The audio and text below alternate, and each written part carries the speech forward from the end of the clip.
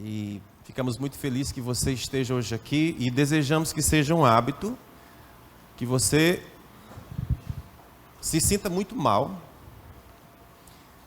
no dia que você faltar um culto de domingo. Amém? A gente deve ter por religiosidade. Ser religioso. Sabe? Tipo aquilo que o pessoal se benze quando sai de casa, para que coisa ruim não aconteça. Pois bem, vir ao culto domingo deveria ser para nós algo dessa natureza. Algo tão entranhado em nós, que se a gente não vier para o culto domingo, a gente se sente nu, despido, faltando alguma coisa, esperando consertar. Amém? O que aqui significa dizer que é um hábito, está enraizado dentro de nós. Se nós, pais, não tivermos hábitos, os nossos filhos também não os terão. Ok? Nós temos bons hábitos e nós temos maus hábitos. Os maus hábitos têm uma tendência de crescer. E os bons hábitos a gente tem a tendência de deixar para lá. Por isso que nós somos chamados de conservadores. Não estou falando de política não, estou falando que nós somos conservadores. Amém? E por que somos conservadores? Porque nós acreditamos naquilo que já foi testado e aprovado de geração em geração e acreditamos que funciona. Nós cremos na família, nós cremos em Deus, nós cremos, né, na vida eterna, nós cremos no inferno, nós cremos no Espírito Santo, nós cremos na bondade de Deus. Então nós somos conservadores, nós cremos na moralidade, nós cremos que marido precisa ser fiel, tem que ser fiel à sua esposa, esposa tem que ser fiel ao seu esposo. Nós acreditamos que filhos têm que se submeter aos seus pais e amar e honrar seus pais. Nós cremos que os pais não devem provocar a ira a seus filhos, mas devem amá-los e criá-los no temor do Senhor. Nós somos conservadores, nós cremos nestas coisas. E de geração em geração e de século em século, estas coisas estão testadas e aprovadas e funcionam. E nós não vamos trocar pela última novidade da bolacha redonda que surgiu no universo.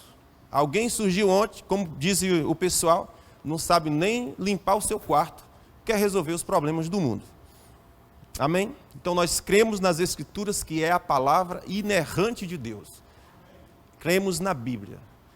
Um livro que foi perseguido como se fosse uma pessoa, mas foi preservado nos séculos e séculos e após séculos, e chegou no nosso tempo, glória a Deus por isso, porque do contrário nós não teríamos conhecimento de Deus, e nós estaríamos hoje adorando um rato, um gato, o sol, a lua, as estrelas, e achando que nós éramos alguma coisa, quando na verdade não sabemos nem do que estamos falando. Então Deus deixou as Escrituras como um roteiro para a gente ir até Ele, encontrá-lo e descobri-lo e conhecê-lo e prosseguir em conhecê-lo, até que a nossa ignorância seja removida e nós conheçamos como Ele mesmo nos conhece. Aí nós chegamos no céu. Meu Deus, João capítulo... Está pronto aí, Joãozinho? Vou colocar aqui o cronômetro para dizer que eu estou seguindo alguma coisa, tá bom? Vai dar certo. Gente, hoje eu quero conversar com vocês sobre João, capítulo 10, versículo 9. Você pode ler? Pode abrir aí. Evangelho de João, capítulo 10, versículo 9.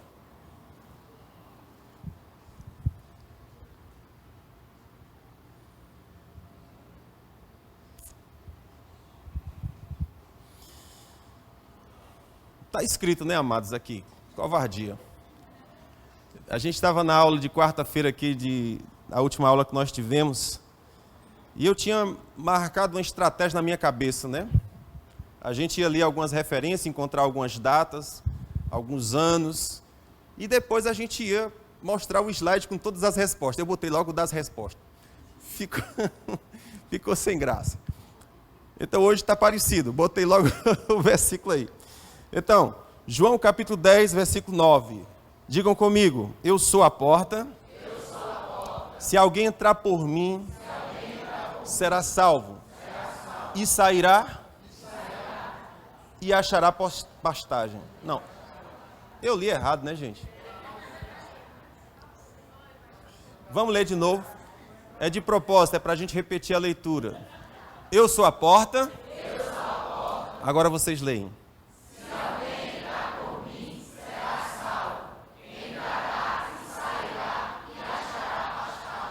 Amém. Glória a Deus. Deixa eu contar uma coisa para vocês. Tudo na terra tem um propósito. Eu gosto sempre de lembrar isso.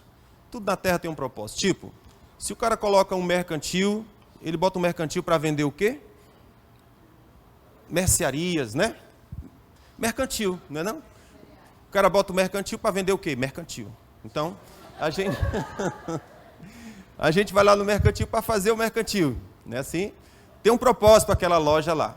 Quando a gente está precisando de remédio, medicamento, a gente vai para a farmácia, porque a farmácia foi feita para aquele propósito, não é? Quando a gente fica doente também, a gente vai para o hospital. E os hospitais foram feitos para tratar as pessoas que estão doentes. Jesus mesmo falou, o doente precisa de médico, sim ou não? Quem precisa de médico é o doente. Então você perceba que cada coisa que há na terra, que foi criado, ela tem um propósito e uma razão de existência. Qual é o propósito e a razão de existência da igreja? Mercantil, vende mercearias, farmácia vende remédio, hospital cuida de doente. E a igreja existe para quê? Tem uma música, regravaram recentemente, Thales regravou. É uma música bem antiga. E essa música diz assim: dentro em breve vai sair uma notícia que um povo desapareceu. Era um povo muito humilde que aqui muito sofreu. Este povo era o povo de Deus. Onde está aquele povo barulhento? Onde está que não se vê nenhum irmão? Alguém com voz de lamento vai dizer neste momento: aquele povo foi embora para Sião. Aleluia. Linda, né, essa música? Eu chorava feito o quê quando eu era criança? Cantando e ministrando ao Senhor essa música. Vamos cantar de novo? Dentro em breve vai sair uma notícia que um povo desapareceu. Era um povo muito humilde que aqui muito sofreu. Este povo era o povo de Deus. Onde está aquele povo barulhento? Onde está que não se vê nenhum irmão? Alguém com voz de lamento vai dizer neste momento: aquele povo foi embora para Sião.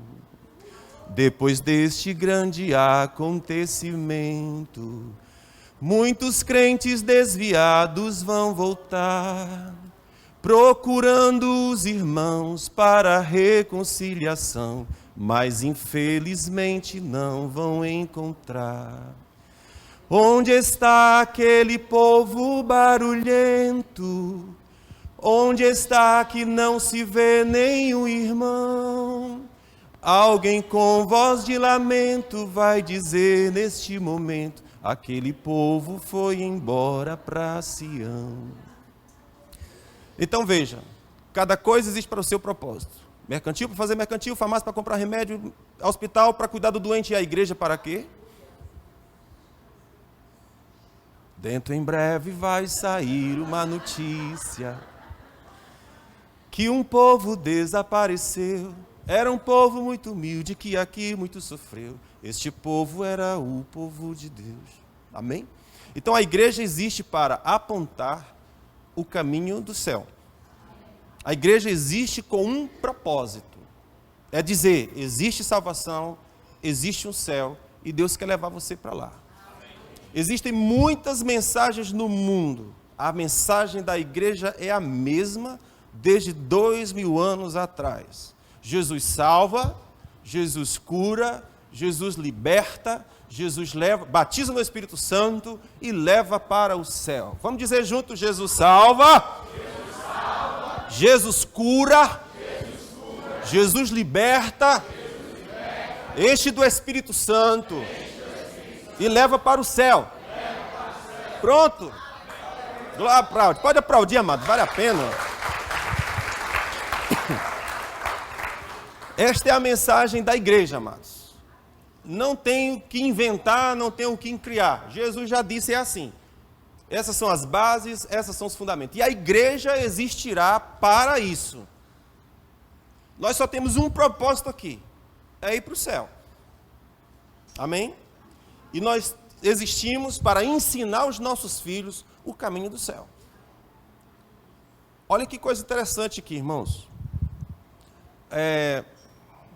Nenhum de nós, com certeza, gostaria de visitar seu filho na prisão.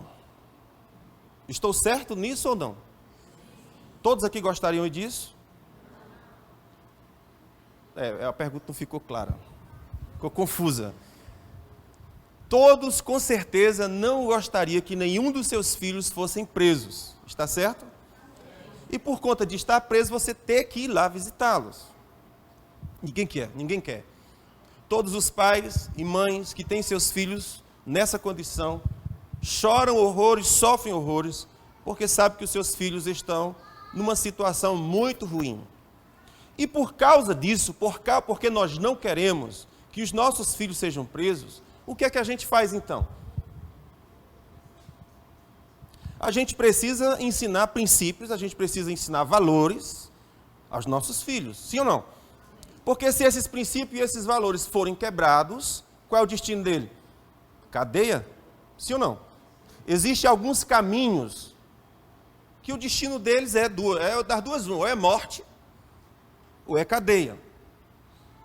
Não é? Tem vários caminhos e tal. E nós que somos já crescidos, a gente sabe de que caminhos são esses. Que nós não queremos que os nossos filhos entrem por eles. Que os nossos filhos sejam preservados. Ontem nós estávamos no aniversário de um adolescente e pedi que a mãe dissesse umas palavras. E a mãezinha disse, minha filha é maravilhosa, não sei o que, começou a dizer, mas filha, ó, é tipo assim, um cuidado tão grande, dizendo, filha, mas assim, tu não vai se meter em algumas coisas não, né? A gente percebe uma ansiedade, uma angústia dela, meu Deus, preserva a minha filha, para que ela não entre em certos caminhos, né? Tem uma angústia no coração da mãe, no sentido de eu não sei quais serão as escolhas dos meus filhos, né?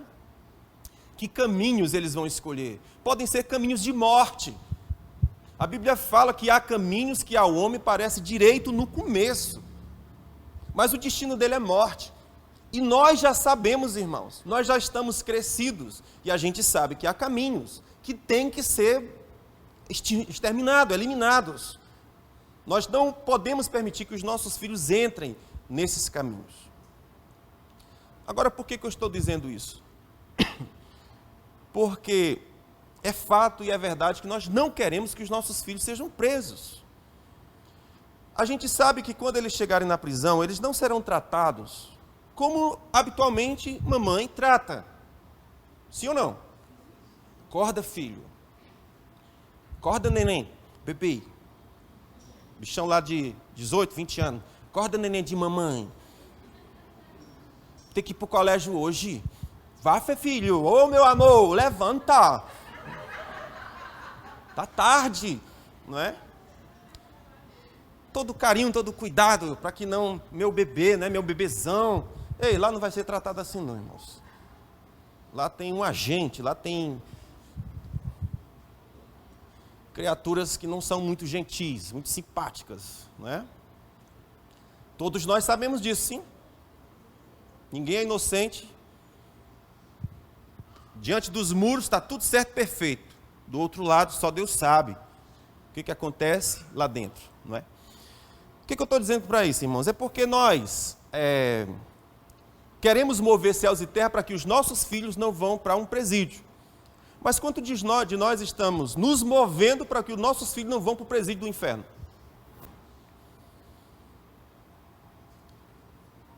Onde o bicho não morre, onde o fogo não se apaga, onde a tortura é eterna, onde a separação de Deus é para sempre. Veja, eternidade é um assunto que ninguém quer gastar tempo pensando nisso. Ninguém quer pensar nos seus filhos nesses termos. Eu sei que para ele ir para a prisão é terrível e você nem imagina o que seria para o inferno. E se nós queremos ser livres da condenação eterna, da perdição eterna, da danação eterna, só existe um caminho chamado Jesus. Ah, mas eu tenho a minha religião. Presta atenção, queridão. Porque quem fez todas as coisas é Deus, quem disse a regra foi Ele.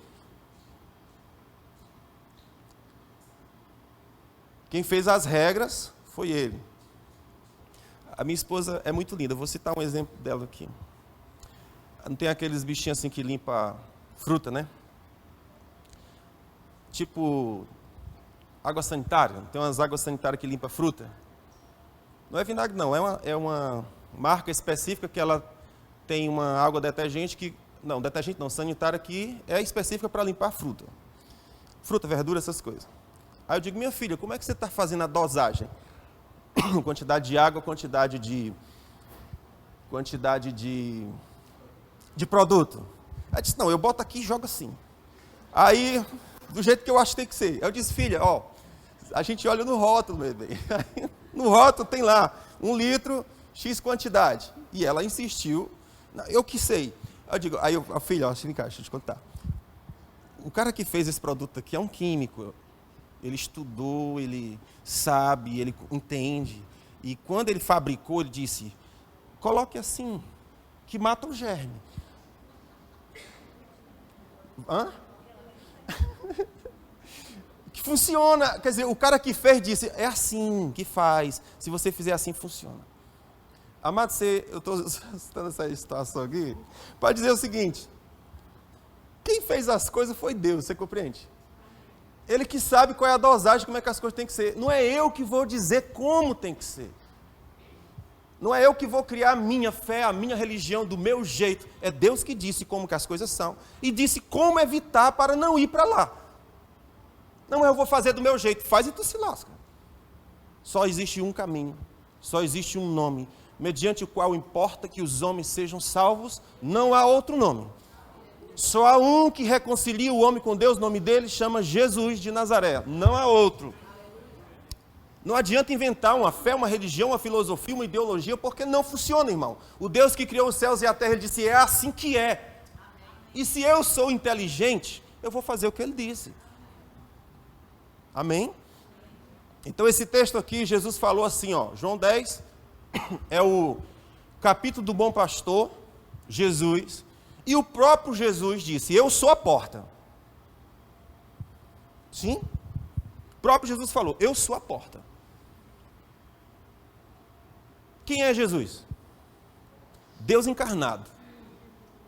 Deus em forma de homem. Deus que abdicou da sua forma divina, se tornou servo e habitou entre os homens. E para que ele fez isso? Para nos salvar. Deus poderia ter mandado um profeta? Poderia, e ele fez. No Antigo Testamento, Deus falou de muitas vezes, de muitas maneiras, aos pais pelos profetas. A cada geração, Deus levantava profeta para gerar fé naqueles homens acerca do Jesus que viria. No Antigo Testamento, Deus falou de muitas formas aos pais pelos profetas. Mas nesses últimos dias, Ele nos falou pelo Filho. Aí a Bíblia continua, o qual é a expressão exata do ser de Deus. Jesus é a expressão exata do ser de Deus. Aí a Bíblia coloca assim, olhe, no Antigo Testamento, pela palavra de 2 ou 3 testemunhas, qualquer pessoa era julgada e condenada. Se alguém fosse acusado de algo e tivesse 2 ou 3 testemunhas, aquela palavra era verdade e a pessoa seria julgada e condenada. Aí a Bíblia faz a seguinte pergunta, se era assim no Antigo Testamento, como será no Novo Testamento, se recusarmos a fala, a palavra, a pregação do Filho de Deus? Se a palavra de qualquer homem comum, confirmada, era condenação, o que seria com relação a rejeitar a fala, do Filho de Deus chamado Jesus. Ou seja, não é um bom negócio. É o que a Bíblia está colocando. Então Deus se fez homem e habitou entre nós. Tabernaculou, armou a sua tenda do nosso lado. Para nos ensinar o caminho da salvação, o caminho da vida eterna. E então o que Deus diz é o que vai acontecer conosco se nós rejeitarmos essa pregação do Filho de Deus. Então não é pouca coisa. Então nesse capítulo aqui de João, capítulo 10, versículo 9, Jesus está dizendo, eu sou a porta. Se alguém entrar por mim, será salvo. Entrará e sairá e achará pastagem. Entrará, sairá e achará pastagem. Amém? Glória a Deus. Então deixa eu ver o que é que tem aqui depois. Muito bem. Aqui, irmãos, eu quero colocar para vocês o seguinte.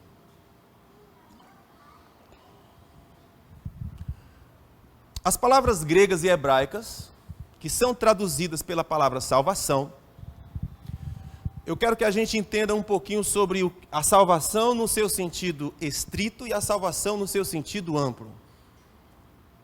Então as palavras, tanto faz no grego como no hebraico, quando elas são traduzidas por salvação, elas subtendem as ideias de cura, libertação do jugo do inimigo, livramento de perigo iminente, perfeição, preservação.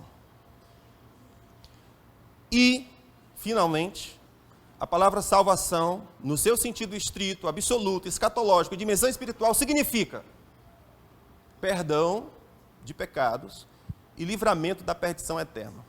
Você ouviu aqui muitas coisas, não sei se você entendeu, mas no frigir dos ovos, o sentido específico, restrito, singular da palavra salvação, o que significa ser salvo? Salvo de quê?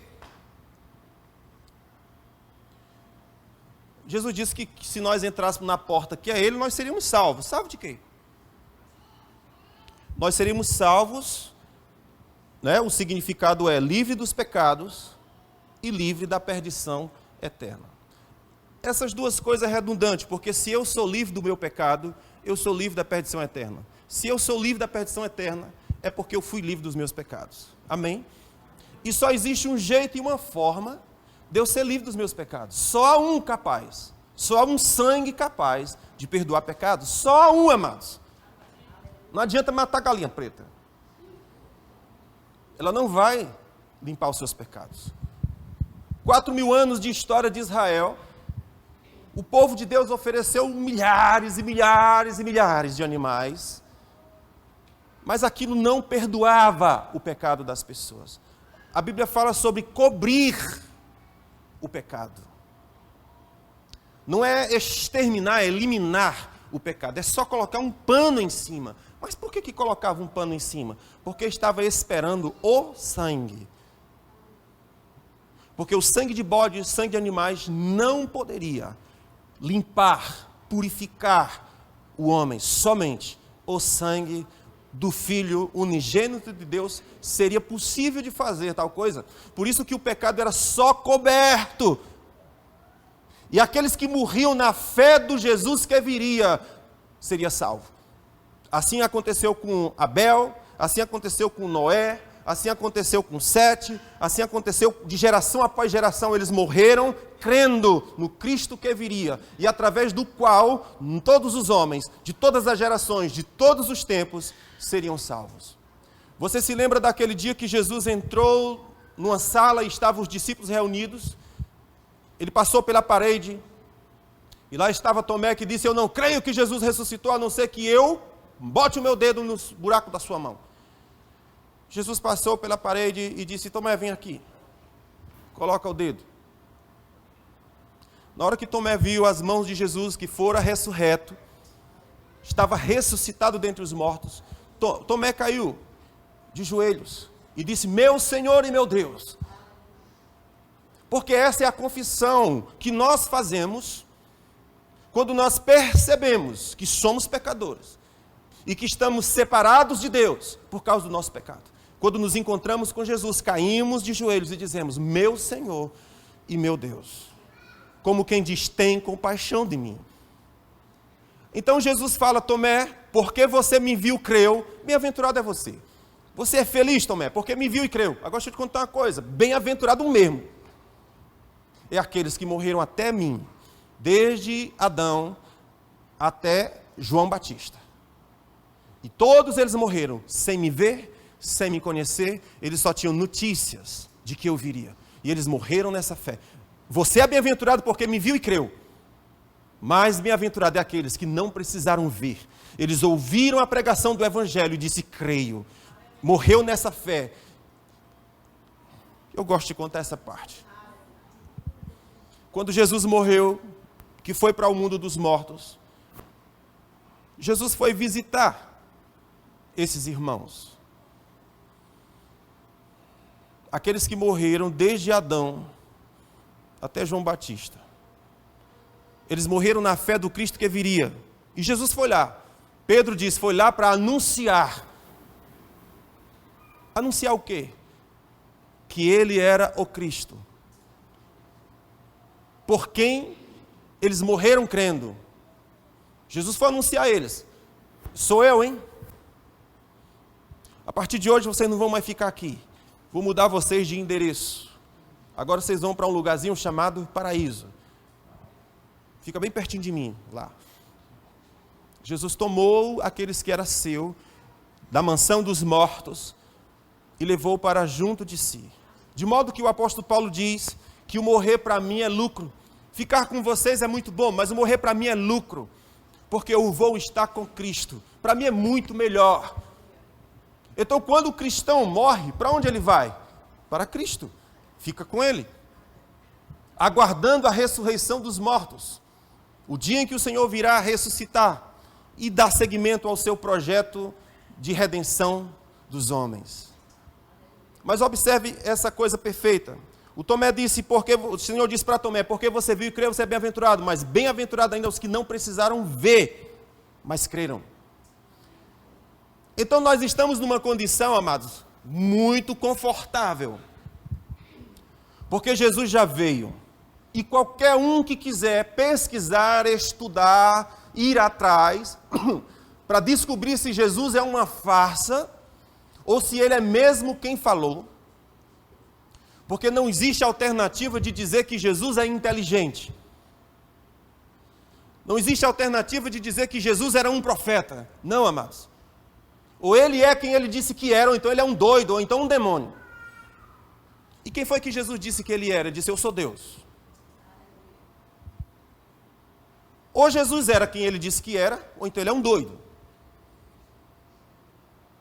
Mas dizer ele é um filósofo, ele é um inteligente, não funciona. Com Jesus é muito radical. Ou você crê que eu sou Deus, e diante disso você se curva, como fez Tomé, e diz, meu Senhor e meu Deus. Ou então você diz, você é um demônio, como as pessoas disseram. Tu expulsa demônio pelos demônios. Não tem alternativa de dizer que Jesus é inteligente. Jesus fala assim, o que é que o povo está dizendo que eu sou? Os discípulos responderam, estão dizendo que o Senhor é profeta. Aí, Nicodemos chega e diz, tu és mestre, vindo da parte de Deus, porque ninguém pode fazer esses sinais que tu fazes se Deus não for com ele. Ei, a revelação não está completa, irmãozinho, escuta, a revelação não está completa. Profeta não é suficiente para dizer quem eu sou. Mestre não é suficiente para dizer quem eu sou. Eu vou dizer quem eu sou, filho de Deus. Acerca de Abraão, eles estavam dizendo, Jesus fala, Abraão? Conheço. Como tu podes conhecer Abraão se tu só tem 50, não tem nem 50 anos?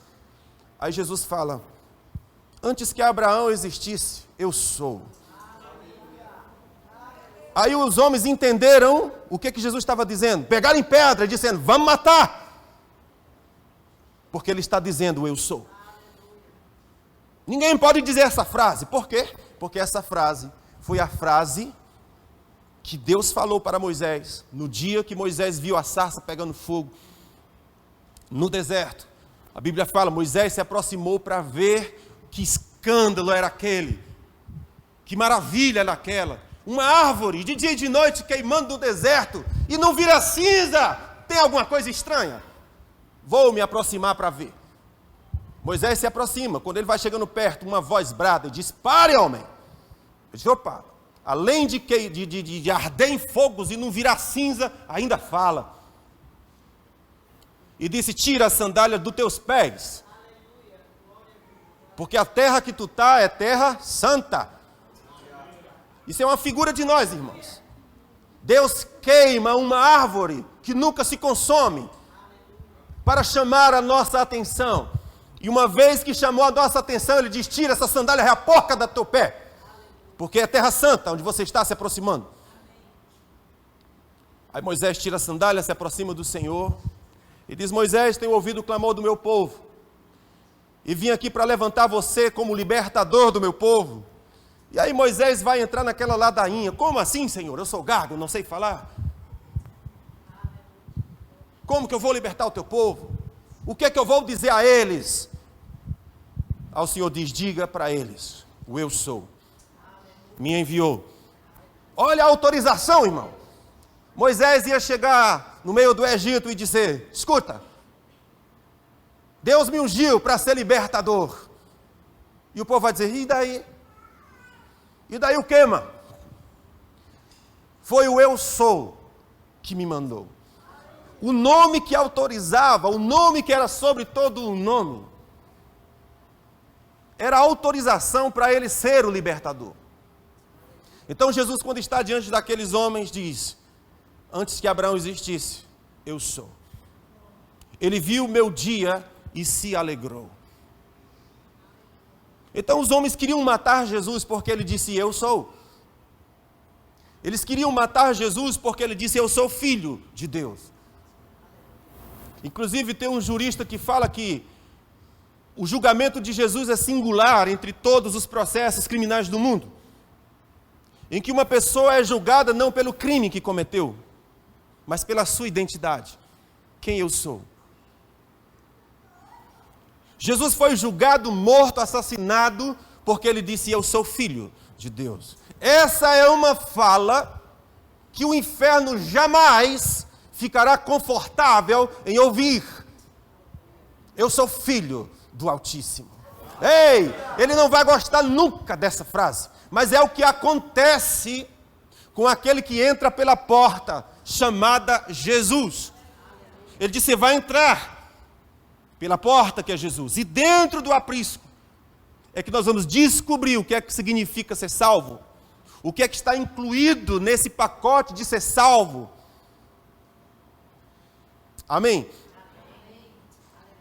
Então essa é a situação, irmãos.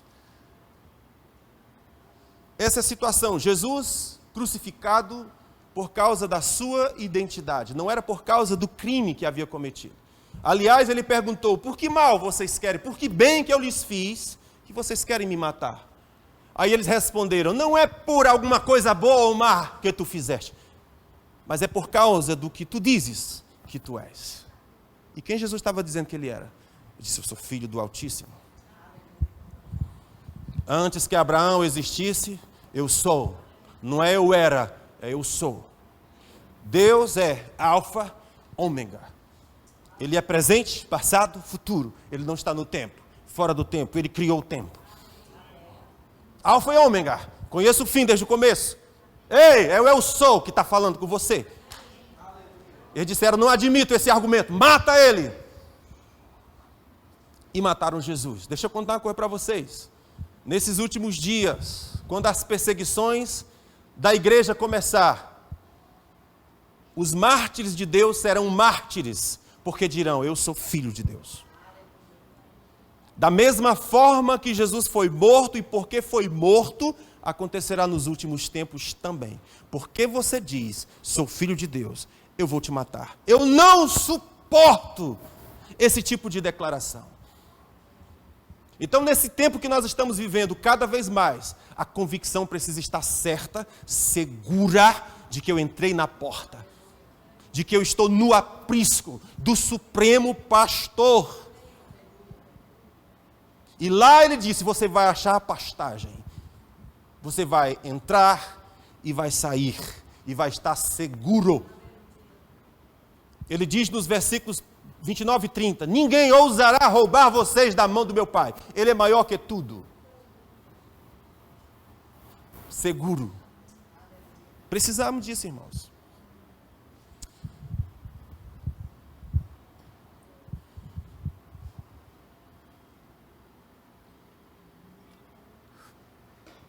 Então a salvação ela tem o seu sentido amplo e o seu sentido restrito. O sentido restrito é esse. Salvação no seu sentido escatológico, em dimensão espiritual, e significa ser perdoado e livre da condenação eterna.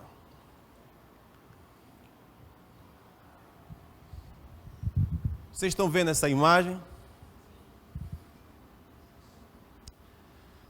Essa imagem era uma das imagens que mais me impactava quando eu era criança. Essa imagem é uma arte que se criou acerca desse texto aqui de Jesus. Caminho estreito e o caminho largo. Mateus capítulo 7, aqui, dá para vocês verem? Mateus capítulo 7, versículo 13 e 14, Jesus falou assim: entre pela porta estreita, porque larga é a porta e espaçoso o caminho que conduz à perdição eterna. E muitos, falem comigo, muitos são os que entram por ela.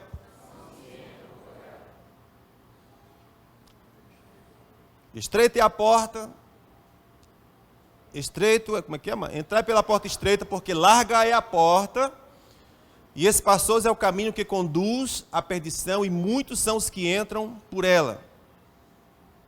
E porque estreita é a porta, e apertado o caminho que leva à vida, e poucos há que encontram. Então aqui essa imagem que o artista criou, ele está mostrando o caminho largo, que ele diz conduz à perdição eterna. Isso aqui é uma figura do inferno.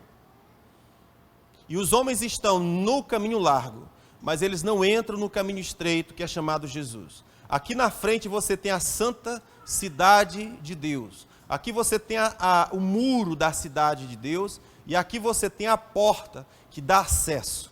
O único jeito de passar por esse abismo é se houver uma ponte. E essa ponte é Jesus. Não há nenhum outro nome dado entre os homens pelo qual importa que sejamos salvos. Porque não há nenhuma outra forma de sermos novamente ligados a Deus, senão através de Jesus. Se alguém rejeitar Jesus, não há mais o que se fazer. Não há o que se fazer. Só há um caminho. Você está entendendo essa imagem aqui? Essa é uma imagem horrenda e ao mesmo tempo maravilhosa. Agora você veja a quantidade de pessoas que está aqui no caminho largo e caindo no abismo eterno. E veja quão poucas pessoas estão entrando no caminho estreito chamado Jesus. Mas logo depois da ponte, você tem a cidade de ouro e de cristal, que o Senhor reservou para os que vencerem. Cidade de ouro e de cristal. Você ainda tem essa expectativa? Cidade de ouro e de cristal. As ruas são de ouro. Aqui as nossas ruas gasta-se milhões. No ano seguinte, está cheio de buraco. Sequer usa um material de qualidade e excelência para se construir uma boa estrada. Deus faz o seguinte: nós não vamos usar asfalto, vamos usar ouro. Vamos usar ouro. Na casa do papai é de ouro. Se você foi pobre um dia, eu não me lembro. Aleluia! Aleluia! Meu Deus!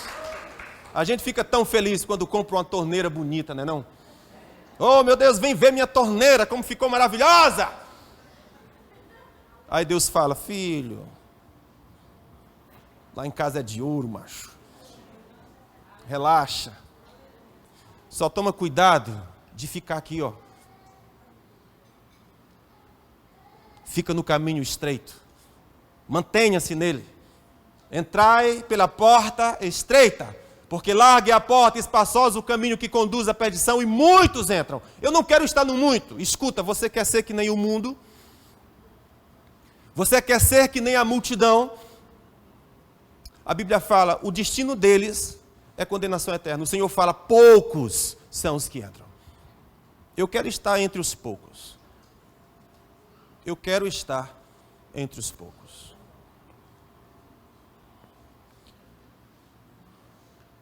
Aquilo é salvação no seu sentido amplo, no seu sentido restrito, e depois vamos ver salvação no seu sentido amplo. Mas antes disso, gostaria de poder falar tão especificamente sobre cada coisa, mas nem sempre é possível. Deixa eu ler aqui Lucas capítulo 1. Lucas capítulo 1 é um texto espetacular. Versículo 76.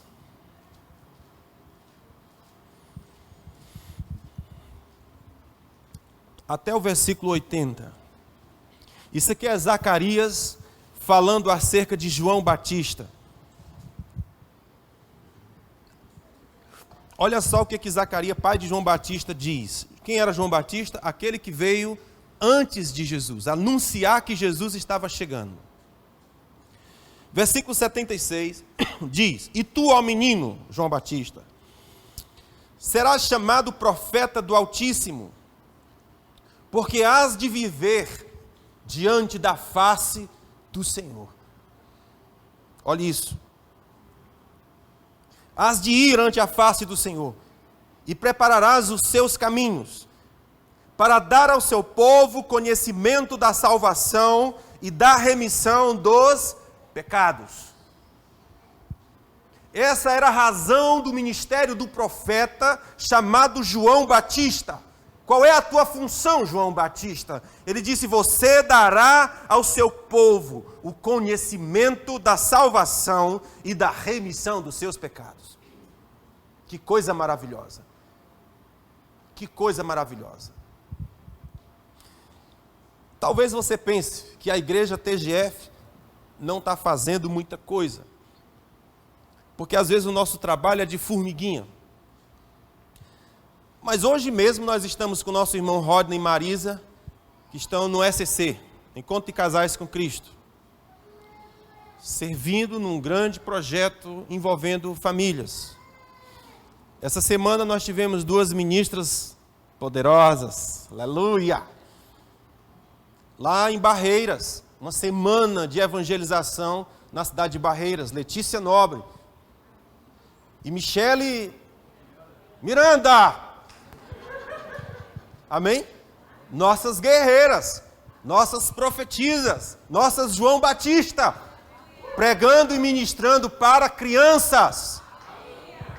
Lá em Barreiras, uma semana, ministrando para ela, mostrando o que o Senhor disse para João Batista fazer. E tu, menino, você dará conhecimento ao seu povo acerca da salvação de Deus e acerca da remissão dos seus pecados. Ontem, vosso pastor, Luiz Alberto, Nataele, já disse Marta Nobre? Marta Nobre, estávamos em Beberibe, pregando o evangelho do Senhor e dizendo, só há uma porta, a remissão. O texto que eu ministrei lá foi, ide por todo mundo, pregai o evangelho a toda criatura, quem crê e for batizado será salvo, quem não crê será condenado. E eu já vi pessoas dizendo, a pregação está dura, a pregação está difícil, está nada, nem começou. Para os nossos filhos não ir para a prisão, a gente tem que dar porrada neles, às vezes. Tem que ser duro com eles. É amar na hora certa, mas também é ser duro na hora certa. É repreender, corrigir, mostrar o caminho, é assim que é. Firmeza, não é não, sim é sim. Proteção.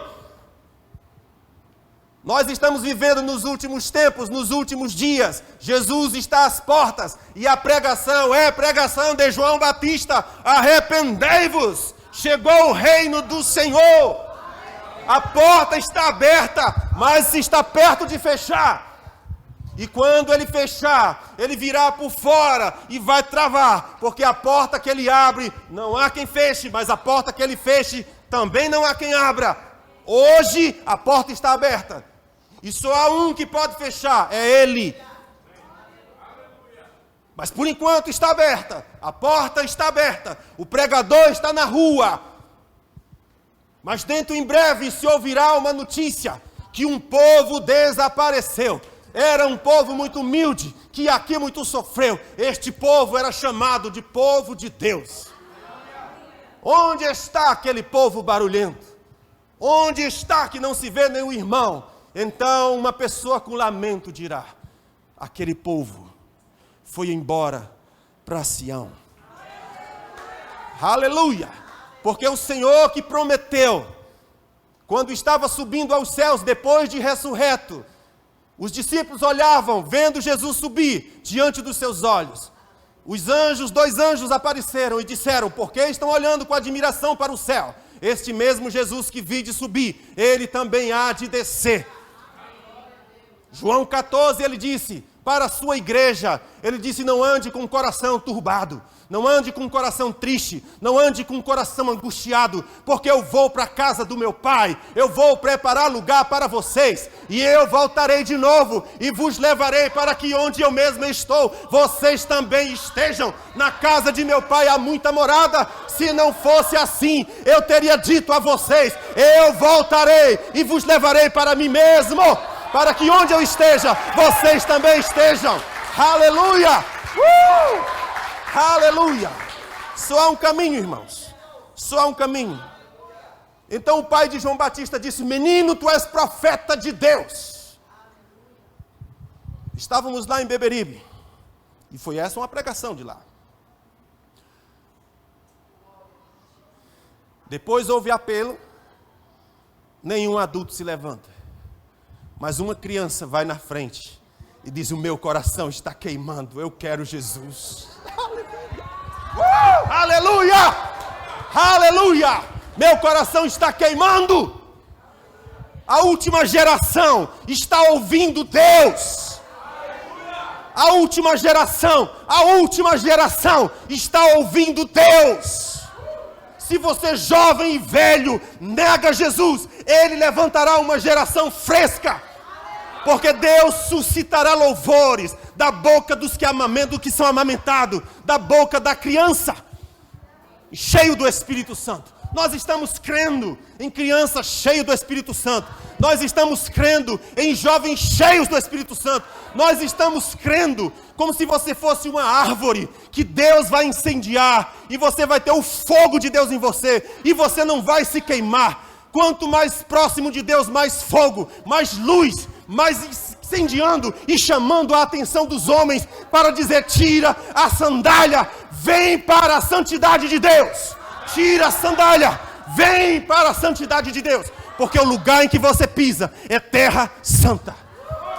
Deus está levantando criança. Mas a profecia de Deus não é só para criança. Ele disse: derramarei do meu espírito sobre toda carne.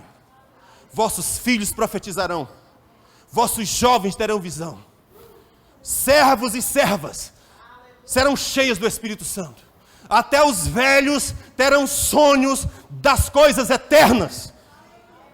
Mas quanto aos jovens, o meu desejo é que vocês sejam tomados de visão do céu. E o que é a visão do céu? É a visão de José.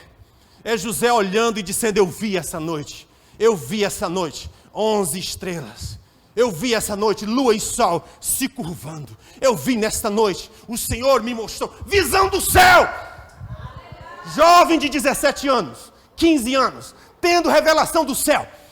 Não é seguindo ideologias do mundo, mas é ouvindo o Deus eterno, Deus criador dos céus e da terra, e tendo visões e revelações do céu. Da mesma forma, eu creio com relação às crianças. Velhos tendo sonhos, jovens tendo visões, crianças cheias. Menino, você é profeta de Deus. Foi levantado para anunciar o conhecimento da salvação e a remissão dos pecados do meu povo.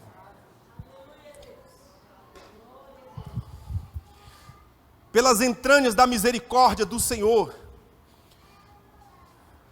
nosso Deus. Como é que lê isso aqui, mano? Pelas entranhas de misericórdia do nosso Deus, Ele nos deu a luz do alto. Lucas capítulo 1, versículo 78. Pelas entranhas da misericórdia de Deus, Ele nos deu a luz do alto. Ela nos visitou. Essa luz do alto chama Jesus. Ele é a luz de Deus. Ele diz, pela misericórdia de Deus, a luz do alto nos visitou. Ele diz, para alumiar os que estão assentados em trevas e sombra de morte, a fim de dirigir os nossos pés pelo caminho da paz. Para alumiar, escute isso aqui. Deus nos deu Jesus, para quê? Para alumiar os que estão sentados em trevas e sombra de morte, a fim de dirigir os nossos pés pelo caminho da paz. Isso foi isso que Jesus fez. Aí ele fala, e o menino, eu gosto demais disso aqui, e o menino crescia e se robustecia em espírito, e ele esteve nos desertos até o dia em que havia de mostrar-se a Israel. Eu creio nisso aqui, irmãos. O menino crescia fisicamente, mas não apenas fisicamente. Ele crescia e se robustecia no espírito. As crianças crescendo fisicamente e na mesma medida crescendo em comunhão, em intimidade, em unção com o Espírito. Profeta de Deus. E por causa disso ele escolheu viver no deserto. O que é esse deserto? Os lugares que criança não gosta de estar. Criança quer estar no shopping, sim ou não? Criança quer estar em parquinho. João Batista disse, quero deserto. Eu não quero ir com a multidão. Porque a multidão está caminhando a passos largos para a morte eterna. Eu quero ir para o deserto. O Espírito impulsionava ele a ir a deserto. Deserto é lugar de consagração. Deserto é lugar de confronto. Deserto é lugar de vencer. É lugar de romper. É lugar de amadurecer, de robustecer. E o Senhor diz, vai para esse lugar. Meu Espírito é contigo. E a Bíblia fala, e o menino crescia em graça, estatura, sabedoria, diante de Deus, diante dos homens. Era o que acontecia a João Batista. Amém? Muito bem. Então essa é a salvação que nos visitou do alto. Esse é o sentido restrito da palavra salvação. Jesus veio para nos salvar da condenação eterna e da condenação do pecado. O nome Jesus significa porque Ele salvará o seu povo dos seus pecados. O nome Jesus significa Salvador. Salvador de quê? Porque a gente pode salvar uma pessoa de um pitbull, não é não? A gente pode salvar uma pessoa de um assalto, a gente pode salvar de muitas coisas. Mas Ele é salvador de quê? Ele disse, o nome dele será Jesus, porque ele salvará o seu povo do seu pecado. Apocalipse capítulo 1, versículo 5. A Bíblia declara assim, e da parte de Jesus Cristo, a fiel testemunha, o primogênito dos mortos, o soberano dos reis da terra. Ah, amados, eu gosto demais dessas introduções do Apocalipse. Eu fico apaixonado. Rapaz, porque a introdução é muito top. Imagina quando as pessoas vão nos introduzir. O que elas fazem? Eis aqui o doutor, o especialista, formado não sei das quantas, teve não sei das que, especialista não sei das quantas. Quando vão apresentar Jesus, ele diz, esse é Jesus, a fiel testemunha de Deus. Olha só o diploma do cabra, é fiel. Não quero saber dos diplomas, quero saber, fiel. Ele é fiel testemunha. O que Deus disse para dizer, ele disse. O que Deus disse para fazer, ele fez. Qual é o seu diploma? Fiel testemunha do Eterno. Atos dos Apóstolos, Jesus falou: descerá sobre vocês o Espírito Santo. Vocês serão cheios da autoridade. E vocês serão minhas testemunhas. Jesus é apresentado em Apocalipse, fiel testemunha. Aí depois ele fala, o primogênito dos mortos. Qual é o diploma de Jesus? Segunda qualificação, segunda formação, segundo bacharelado de Jesus. Era primogênito dos mortos. Soberano, terceira formatura. Soberano dos reis da terra. Tem governo, tem autoridade, tem poder sobre as nações. Eu quero esses diplomas. Fiel testemunha. Primogênito dos mortos. Soberano dos reis da terra. Eu sei que para nós guarda-se as devidas proporções, óbvio. Soberano dos reis da terra. Deus tem interesse que nós governemos sobre a terra. Sejam soberanos de Deus na terra, embaixadores de Deus na terra, como se Deus, por vosso intermédio, exortasse. Soberano. Então essa foi a apresentação que eles fizeram, que Apocalipse fez de Jesus. Fiel testemunha, primogênito dos mortos. Eu não sou o primogênito, mas eu sou o quê? Segundogênito, terceirogênito, quartogênito, quintogênito. Jesus foi o primeiro, sim ou não, gente? João 3,16, Jesus era filho unigênito. Mas em Romanos 8, ele é apresentado como primogênito. De único, ele passou a ser primeiro, porque significa Deus está começando uma nova escala de filhos. Deus está começando uma nova história, uma nova geração, chamado de filhos. Razão porque ele foi crucificado, porque ele se disse, eu sou filho. Mas aí o que ele falou? Ele disse, se a semente caindo na terra fica só, ela morre. Aliás, se a semente cair na terra e não morrer, ela fica só. Mas se morrer, produz muitos. Jesus disse, eu sou o grão de Deus. Eu sou o grão de Deus. Eu sou o trigo de Deus. Serei morto na cruz.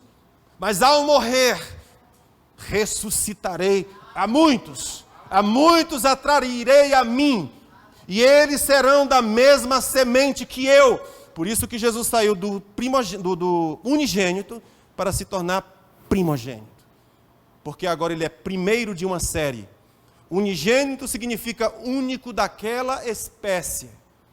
Jesus era único daquela espécie. Mas quando ele morreu, ele se tornou primeiro daquela espécie. Significando dizer que Deus está levantando muitos filhos na terra, iguais a Jesus, como Jesus. Por isso que Jesus se tornou primogênito. Então, quando ele apresenta Jesus, você é fiel testemunha. Esse é um título que nós deveremos desejar. Eu sou fiel testemunha do alto. Fiel testemunha do Altíssimo. João Batista foi uma fiel testemunha. Disse, menino, tu anunciarás a salvação de Deus para o teu povo. Você anunciará dizendo, a luz do alto nos visitou. Essa é a tua pregação, João. A luz do alto nos visitou. E quem estava na sarjeta, quem estava nas trevas, viu a luz de Deus raiar e não conseguiu mais ficar naquele lugar. Deus o chamou para fora. Aleluia! Nós precisamos ver a glória do Senhor nesses dias.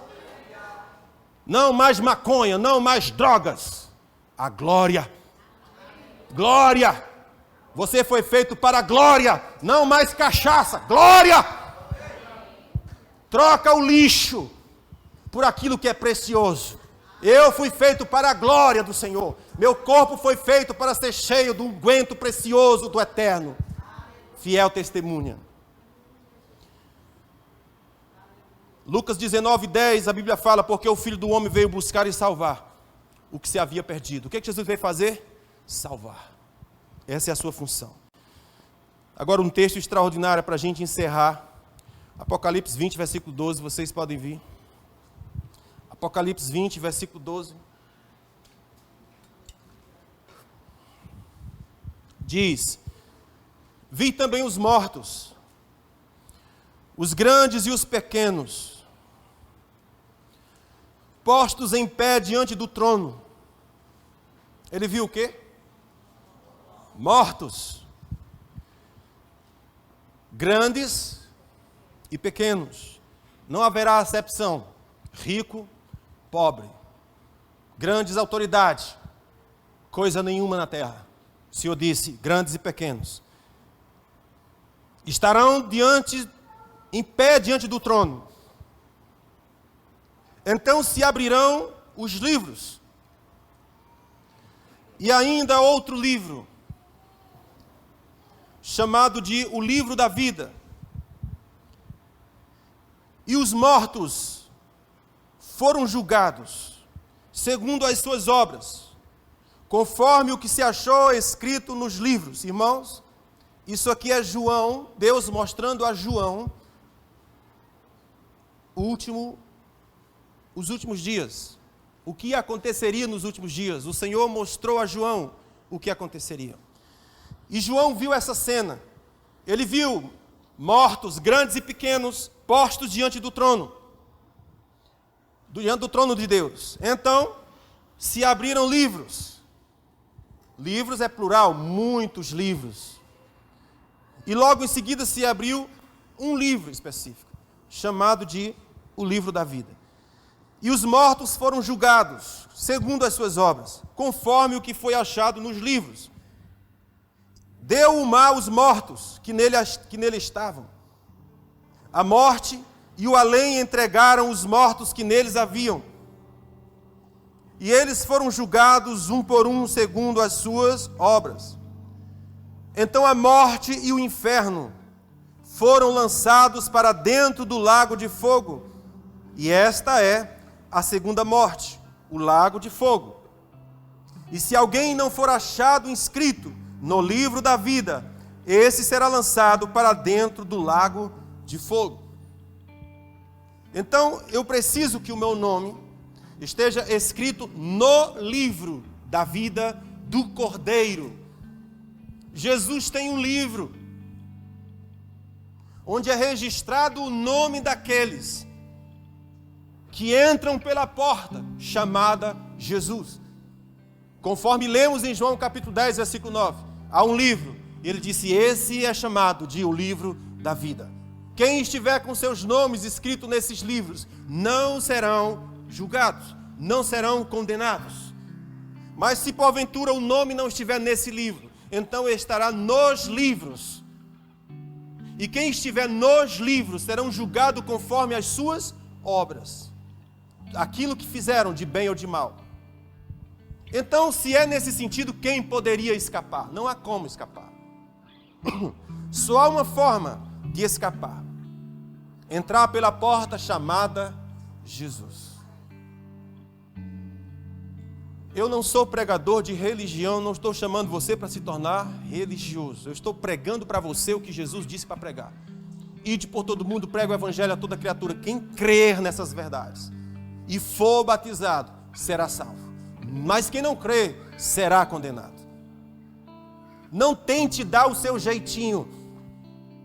No dia que Adão pecou contra Deus, ele tentou dar um jeitinho. Ele se escondeu de Deus.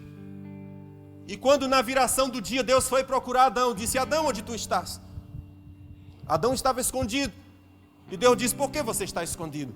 Ele disse, é porque eu ouvi tua voz e tive medo. E o que Adão fez quando teve medo de Deus? Ele pegou 2 folhinhas, colocou uma na frente e outra atrás. O que é que isso significa? As nossas estratégias, os nossos meios, as nossas soluções para a gente resolver o nosso problema de eternidade. Há uma tentação de nós pegarmos 2 folhinhas e Deus diz, Adão, onde você tirou a ideia? De onde? Que essas 2 folhinhas iriam te cobrir diante de mim. Só há um jeito, Adão, de você ser coberto.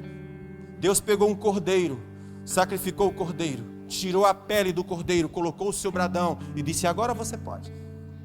Quem era o cordeiro? Jesus. Ele é o cordeiro de Deus que tira o pecado do mundo. Ele é a única pele na qual nós podemos estar diante de Deus, cobertos com a pele do cordeiro. Deus diz: agora você pode, agora você está pronto. E todos aqueles que se cobrirem com a pele do cordeiro, a Bíblia fala, seu nome será escrito no livro da vida do cordeiro, e não passará pelas aflições dos últimos tempos. Que Deus abençoe você. Que essa seja uma noite de reconstrução, de reconciliamento, de alinhamento. Para você e para sua família. Não vá para o céu só. Leve sua família junto. Que Deus abençoe vocês.